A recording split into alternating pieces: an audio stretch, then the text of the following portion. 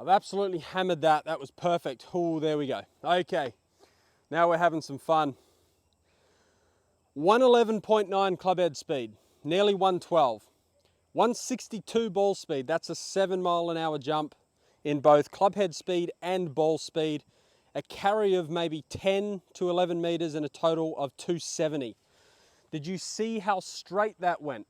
Welcome to the channel, guys. My name's Ryan Mouque, and today we're going to hit that driver as far as we can. I'm going to share with you one simple strategy that I use myself when there's an open hole, downwind, we want to hammer this golf ball. I'm going to share with you what I do to hit that ball a lot further. Let's get stuck in. Now, one of the biggest things recreational golfers want in their game is to hit the driver further. And there's a couple of things that we can do in order to help you do that. The one thing we can't forget is center face contact. That will always be king no matter what happens. So if you're trying to increase your club head speed, make sure that your technique allows you to still hit the middle of the club face. When I talk about this strategy to a lot of golfers, they might say that, they still hit it too far to the right, or they mishit it, or they spray it a lot more than if they were to slow down. And what that means is their technique is not in a position, their golf club is not coming from a position where they can add more speed, because then it goes more sideways. So the first thing I will say to you is, if you can't do this, it's because of your technique. Go and get some help, make sure your technique is good, and then you can apply these strategies. So the first thing we need to do when we are trying to get more speed is we need to, what we call, unweight our body. So what that means is, if I'm setting up to a driver, ignore this yellow stick, but if I was to set up to a driver, a lot of players will take their normal backswing, and what they'll feel is they're feeling like they're pressuring into this right side.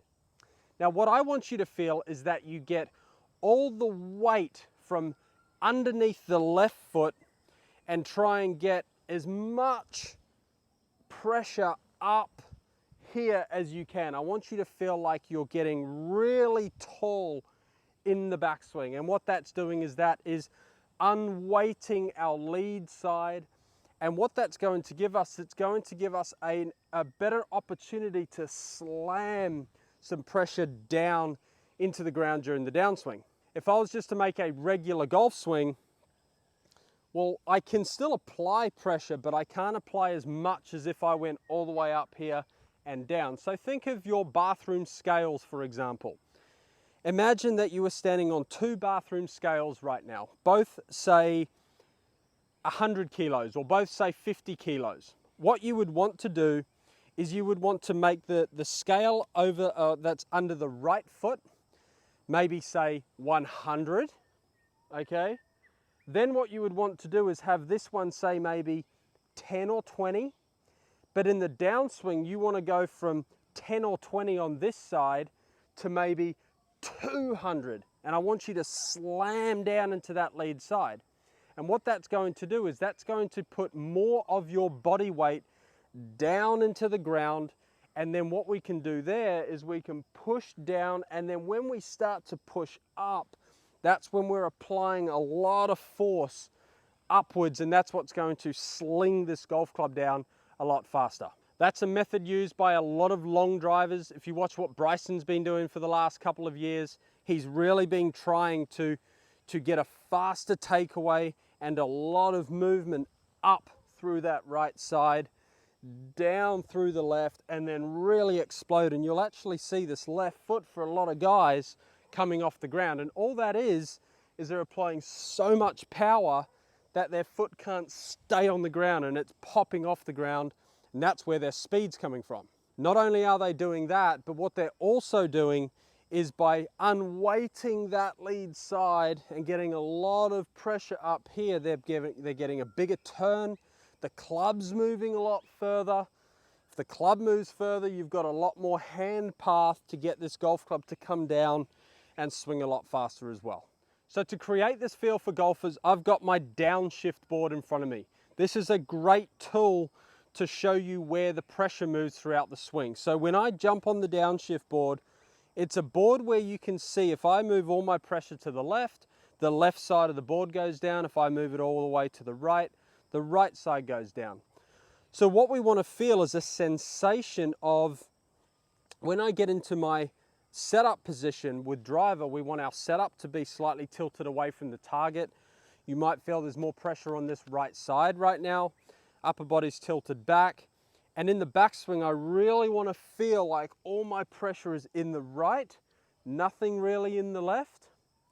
And then basically as you start down, or just before you start down, you want to place a lot more pressure on this left-hand side, and you'll see that that downshift board goes down. So I'm going up as much as I can, down as much as I can, and then I'm jumping, and then I can hit.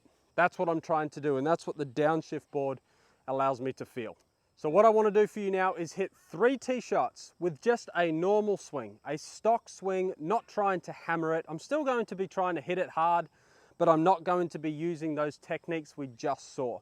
Just going to be playing a normal drive as if I was playing a regular game of golf. I've got my TrackMan here, got my iPad here. There's a couple of things I'm looking for: club head speed, ball speed, carry, and sometimes total distance. Total distance can depend on the course that you're playing, whether it's hard or soft. Carry is the big number. So let's go ahead and hit these golf shots. First thing in the morning for me, it's about 7 a.m. and let's see how much club head speed I can generate when I'm changing from my stock swing into my, what I call like my bomb driver swing, or my power swing. So let's hit this first one, just a regular swing. Let's see what my numbers are initially.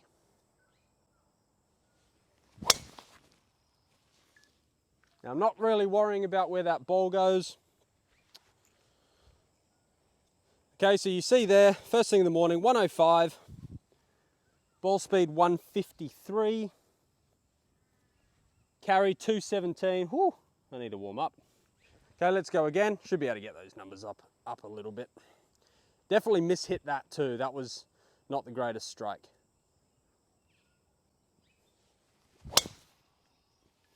Okay, that was better. That was more like a typical tee shot that I get. 105 club head speed again, 155. Ball speed, carry 241. There we go. Okay, carry 241. That's getting up there. So that was middle club face. That was really good. Total 260 meters this is in. So again, I'm going to hit one more, 105. The boy's slowing down. All right, one more, normal golf swing. Come up and out of that just a little bit.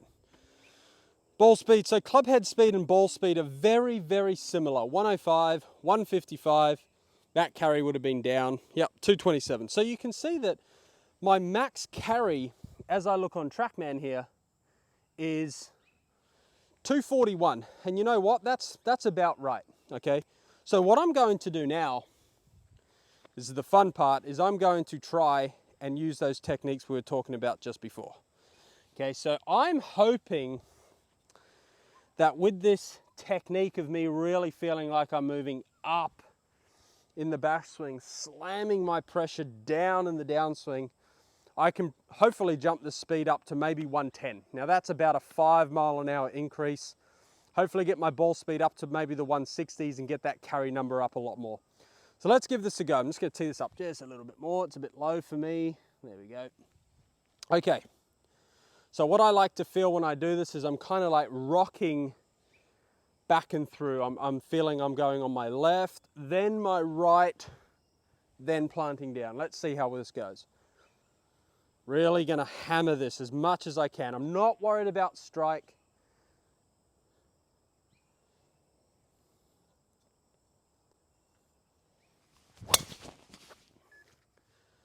I've absolutely hammered that. That was perfect. Oh, there we go. Okay, now we're having some fun. 111.9 club head speed, nearly 112. 162 ball speed, that's a 7 mile an hour jump in both club head speed and ball speed. A carry of maybe 10 to 11 meters and a total of 270. Did you see how straight that went? So for me, it's funny when I go and play golf and I do this technique, I commonly hit it better than my stock. It's very weird, but that was really good. That was a really good indication that that swing helped me generate a lot more power. So if I'm downwind That's a great technique for me to do. Let's go again. Really want to feel like I'm rising up in that backswing.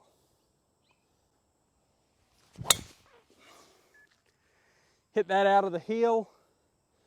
But again, my club head speed, 111.6. Ball speed was down there, didn't quite get it out of the center of the face, and obviously my carry was the same as my normal swing at 105. That's why it's so important to hit it out of the middle of the club face still. As you saw when I got it out of the middle of the club face before, everything jumped up. That one I got it out of the high heel, so you saw that the carry didn't go further. So that's where the middle of the club face is really important still. So your technique still must allow. Now, what I'm going to do here, I'm not going to go as silly as maybe those two. Let me try and play one that I really can still get the middle of the face. Let's see it. Last one.